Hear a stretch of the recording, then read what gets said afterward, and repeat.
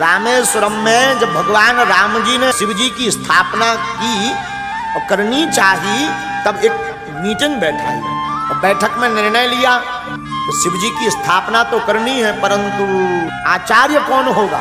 तो जामवंत जी ने कहा इस समय सबसे बड़ा योग्य आचार्य केवल एक ही है, वो है रावण। और उस वक्त जानकी जी का हरण हो चुका था, राम जी को लंका जाना था और राम जी रामेश्वरम में शिव जी की स्थापना क्यों कर रहे हैं, लंका पर विजय प्राप्ति के लिए। अब रावण ही केवल आचार्य है। अब बताओ, कोई तुम्हारे मारने के लिए कोई पूजा करवाए और तुम उसमें पुरोहित बन जाओ, ऐसा हो सकता है क्या? स्वप्न में नहीं। लेकिन राम जी ने कहा कोई बात नहीं, जाना तो चाहिए। जामवंत जी को भेजा, जाओ जाकर के निवेदन करो आचार्य से, अगर आ जाए तो बहुत अच्छा है। जामवंत जी रावण के दरबार में गए, हमने एक जगह पढ़ा। तो जामवंत जी ने कहा, हे आचार्य रावण, हम जो अयोध्या के राजा महाराज दशरथ हैं, उनके पुत्र जो श्री राम हैं, उनके मंत्री हैं, एक निवेदन करने आए हैं। तो रावण ने कहा, अच्छा अच्छा, वही राम जिनकी पत्नी का हरण हम कर लाए हैं? जी जी जी, वही राम। बोलो क्या बात है? रावण के दरबार वालों को लगा कि शायद संधि पत्र लेकर के आए हैं, समझौता का पत्र लेकर के आए होंगे। जामवंत ने कहा, सरकार हम कोई समझौता का पत्र लेकर नहीं आए, हमारे प्रभु हमारे भगवान श्री राम लंका के उस पार समुद्र के किनारे भूत भावन महादेव की स्थापना कर रहे हैं। आपको आचार्य के रूप में चुना है, उन्हें आप यजमान के रूप में स्वीकार कीजिए, हम उनकी तरफ से न्योता लेकर के आए हैं। रावण ने भी सोचा कि ऐसा आचार्य नहीं मिलना है और ऐसा शिष्य नहीं मिलना।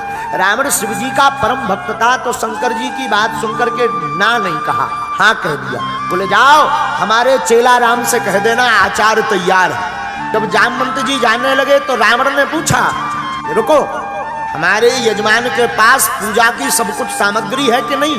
क्योंकि आचार्य का धर्म है, यजमान के पास अगर पूजा की सामग्री ना हो तो आचार्य को व्यवस्था करनी चाहिए, ये कर्म कांड का नियम है, कोई कमी तो नहीं है। अब देखना जरा शब्द शैली, जामवंत जी की शब्द शैली।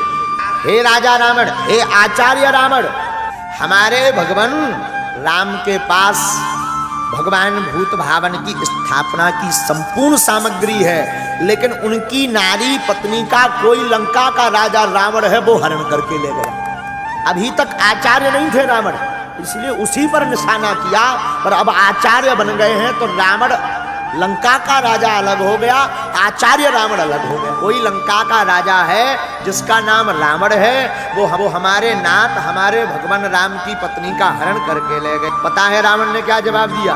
बोले आप जाकर के हमारे चेला से कह देना चिंता ना करें, हम व्यवस्था करके आएंगे। रावण, हमने सुना है कि रावण आचार्यत्व रूप स्वीकार करता है, मुहूर्त निकालता है तो जानकी के पास जाता है, जानकी से कहता है, सीता तुम्हारे पति राम उस समुद्र के उस पार लंका का जो राजा रावण है उसके ऊपर विजय प्राप्ति के लिए शंकर जी की स्थापना करना चाहते हो, मैं आचार्य बना हूं, उनकी पत्नी नहीं है। एक काम करो, तुम कुछ क्षण के लिए मेरे साथ चलो, वहां पूजन करवा करके वापस आ जाना, फिर मैं राजा रावण को सौंप दूंगा।